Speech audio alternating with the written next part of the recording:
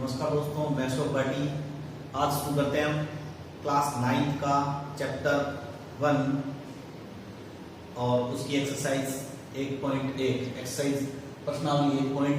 तो 1.1 की शुरुआत करते हैं। हमने इससे पहले अपने 3 वीडियो में संख्याओं के बारे में पढ़ा था, संख्याएं कौन कौन सी होती है। तो सबसे पहले हमने जो संख्याओं के बारे में पढ़ा उनमें हमने पढ़ी थी संख्याएं, वास्तविक संख्याएं जो होती है वो 2 प्रकार की होती है। वास्तविक संख्याएं 2 प्रकार की होती है। एक होती है परिमेय रेशनल नंबर, परिमेय संख्या, और दूसरी होती है अपरिमेय संख्या इर्रेशनल नंबर। तो दोस्तों, परिमेय संख्याएं कौन सी होती है, इसकी परिभाषा हमने जानी थी कि परिमेय संख्याएं कौन सी होती है। ऐसी संख्याएं जिनको p/q रूप में लिखा जा सके या वो p/q रूप में पहले से ही हो। जैसे 3/4 ये p/q रूप में है, -2/5 ये p -2 है, q कितना है 5 है, तो ये p/q रूप में है। या मैंने लिख दी 7 p/q में तो नहीं लिखी, इसको लिख सकते हैं किसी भी संख्या के बट्टा में कुछ नहीं है तो उसके बट्टा में क्या लिख सकते हैं, 1 लिख सकते हैं। तो ये भी क्या बन गई, p/q रूप में बन सकती है। तो कोई भी संख्या या तो वो p/q में हो या p/q में जिसको लिख सकते हैं जैसे 0 है, 0 को भी अपन 0/1 लिख सकते हैं। तो कोई भी संख्या हो जिसको हम p/q में लिखा जा सके या फिर वो p/q में हो, उन्हें हम क्या बोलते हैं, परिमेय संख्या या रेशनल नंबर बोलते हैं। यहाँ पर विशेषता ये होती है q क्या है, q कभी 0 नहीं होना चाहिए। परिमेय संख्याओं की विशेषता होती है q कभी 0 नहीं होना चाहिए। और p और q दोनों क्या होते हैं, पूर्णांक इंटीजर जो सह अभाज्य होते हैं, आपस में क्या होते हैं, सह अभाज्य होते हैं, को-प्राइम होते हैं। तो ऐसी संख्या जिनको p/q रूप में लिख सकते हैं वो सभी क्या होती है, परिमेय संख्या। इसके बारे में हमने अच्छी तरह से जानकारी प्राप्त की। आज पहला क्वेश्चन है इसका, क्या 0 एक परिमेय संख्या है? हाँ, हम कहेंगे हाँ, 0 एक परिमेय संख्या है। 0 एक परिमेय संख्या है। फिर क्या इसे आप p/q रूप में लिख सकते हैं? बिल्कुल लिख सकते हैं, यस। जैसे 0 है 0, तो 0 हम क्या लिख सकते हैं, 0/1 लिख सकते हैं। तो p आपका क्या हो गया, p हो गया 0 और q क्या हो गया 1। ये हो गया p 0 और q 1। 0 और 1 दोनों ही क्या होते हैं, पूर्णांक होते हैं। जैसे मैंने कहा p तरह की पूर्णांक होना चाहिए, 0 भी एक पूर्णांक संख्या है, 1 भी एक पूर्णांक संख्या है, q 0 नहीं है। तो हम इसको 0 को 0 एक परिमेय संख्या होती है, उसको p/q रूप में लिख सकते हैं, ऐसे लिखेंगे 0/1। ये अगला प्रश्न है, क्वेश्चन दूसरा, 3 और 4 के बीच में 6 परिमेय संख्याएं ज्ञात कीजिए। देखो 3 और 4 के बीच में कितनी संख्याएं होती है, अगर हम कहें 3 और 4 के बीच में कितनी प्राकृत संख्याएं होती है, तो 3 और 4 के बीच में कोई प्राकृत संख्या नहीं होती, क्योंकि 3 की अगली प्राकृत संख्या 4 होती है और 4 की अगली प्राकृत संख्या 5। तो 3 और 4 के बीच में कोई प्राकृत संख्या, कोई पूर्णांक संख्या या कोई पूर्ण संख्या नहीं होती है। लेकिन 3 और 4 के बीच में परिमेय संख्याएं कितनी होती है, तो 3 और 4 के बीच में अपरिमित रूप से अनंत परिमेय संख्याएं और अपरिमेय संख्याएं होती है। मतलब 3 और 4 के बीच में असीमित रूप से या अपरिमित रूप से अनंत संख्याएं होती है, बहुत सारी संख्याएं होती है। लेकिन इन्होंने पूछा है प्रश्न में यही है कि 3 और 4 के बीच में केवल 6 परिमेय संख्याएं हमें बतानी है, 6 परिमेय संख्या ही बतानी है। तो इसके लिए हम क्या करते हैं, तो सब इस क्वेश्चन को कैसे सॉल्व करते हैं, जब भी हमें दो संख्याओं के बीच में परिमेय संख्याएं पूछता है तो हमेशा ध्यान रखें इनका हर क्या कर लेना है, समान कर लें। ये 3 है, अभी 4 है, इसके बीच में हर को क्या कर लेना है, समान करें। दोनों का हर कितना है, 1 ही है। इसके बट्टा में क्या, क्यों क्या 1, इसका भी बट्टा में कितना 1, तो दोनों का हर समान है। तो ऐसी स्थिति में अगर जब हर समान हो और इनके बीच का अंतर लेना हो, जब इनके बीच की संख्या ज्ञात करनी हो, तो कितनी संख्या पूछी है ना, 6 संख्याएं पूछी है। तो हम क्या करेंगे, इसको अंश और हर दोनों को 7 से गुणा कर देंगे। 7 से अंश और हर को 7 से गुणा करके इसके बीच की 6 परिमेय संख्याएं ज्ञात कर लेते हैं। देखो कैसे करते हैं, इसके अंश और हर को 7 से गुणा करेंगे, अंश और हर को 7 से गुणा करने पर देखिए हम 7 से गुणा करते हैं, इसको ऊपर भी 7 से, नीचे भी 7 से। इसको 7 से गुणा किया 7 ये 21, इसको 7 से गुणा किया 7 × 7, इसको 7 से गुणा किया 7 × 4 28, इसको 7 से गुणा किया 7 × 7।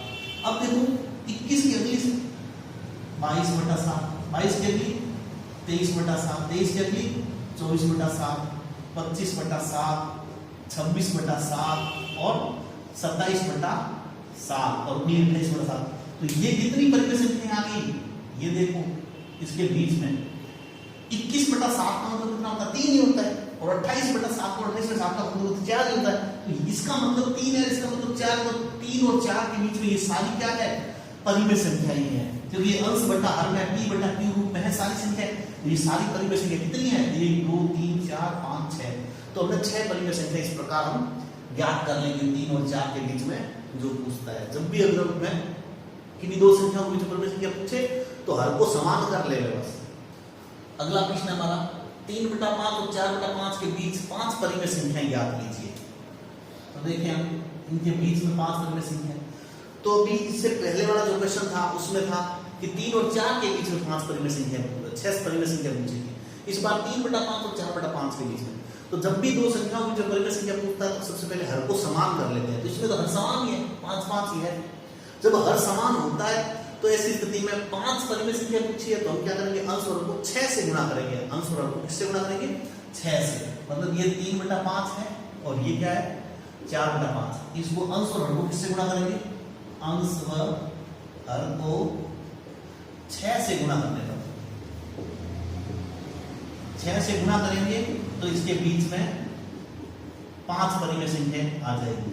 देखिए 6 से गुणा करें, ये बन जाएगा 6 × 18 बटा 6 × 30, और ये 6 से गुणा करेंगे तो 6 × 4 = 24 बटा 6 × 30, ये आ गई। अब इनके बीच देखो 18 से बड़ी है, ये परिमेय संख्या कौन सी होती है, 19/30, 20/30, 21/30, 22/30 और 23/30, अगले 24/30 आ गई। ये देखो 5 परिमेय संख्या आ गई, 1 2 3 4 5। तो इस प्रकार हम अगर दो संख्या दे रखी हो तो उनके बीच की परिमेय संख्या ज्ञात कर सकते हैं।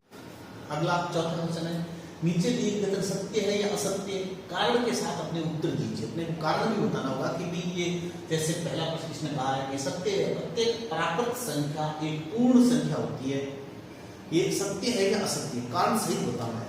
देखिए हमने परिमेय संख्याएं पढ़ी थी कि परिमेय और अपरिमेय, ठीक है, असाम, अनावर्ती दशमलव और अपूर्ण वर्ग संख्याओं का जो वर्गमूल होता है, वर्गमूल 2, वर्गमूल 3, वर्गमूल 5, ये सभी संख्याएं अपरिमेय होती है। इसके अलावा जितनी भी संख्याएं होती है वो सारी क्या होती है, परिमेय होती है। इसका मतलब हमने प्राकृत संख्याएं पढ़ी थी, प्राकृत संख्या कौन सी, गिनती वाली संख्या जिनमें 1 2 3 4 सारी होती है। उसके अलावा हमने पढ़ी थी पूर्ण संख्या, होल नंबर, वो कौन सी होती है, 0 आता है और बाकी सारी प्राकृत संख्या उसमें आती है, 0 1 2 3 सारी प्राकृत संख्याओं में 0 भी डाल दें तो पूर्ण संख्या बन जाएगी।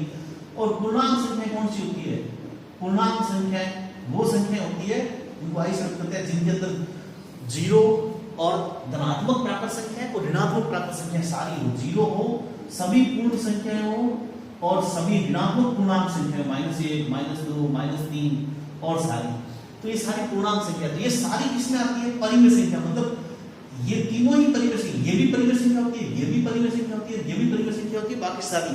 तो देखिए तो इसने कहा है प्रत्येक प्राकृत संख्या एक पूर्ण संख्या होती है क्या, जितनी भी प्राकृत संख्या होती है वो सारी पूर्ण संख्याओं में आती है। इसका मतलब सही है। देखो सारी प्राकृत संख्या कहाँ है, पूर्ण संख्या है कि नहीं है, सारी प्राकृत संख्या पूर्ण संख्या है, इसका मतलब कथन सत्य है, ये कथन सत्य है।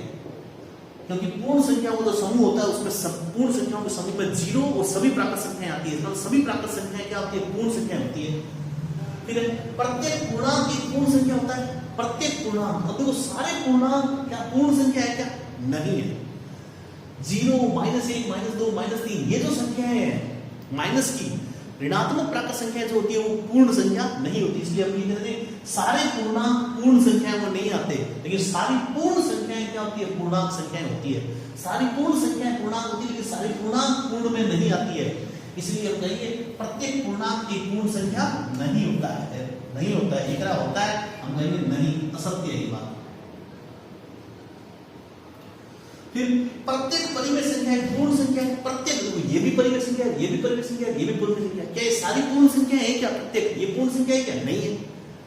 ये भी परिमेय है, ये भी परिमेय है, ये भी परिमेय है, तो इसने कहा कि क्या प्रत्येक परिमेय संख्या, हर एक परिमेय संख्या पूर्ण है क्या, पूर्ण संख्या क्या, नहीं, पूर्ण संख्या यही है जिसमें 0 लिखते हैं, ये पूर्ण संख्या नहीं है, इसका मतलब ये क्या है, असत्य है, ये भी असत्य है। ये हमारा 1.1 एक्सरसाइज कंप्लीट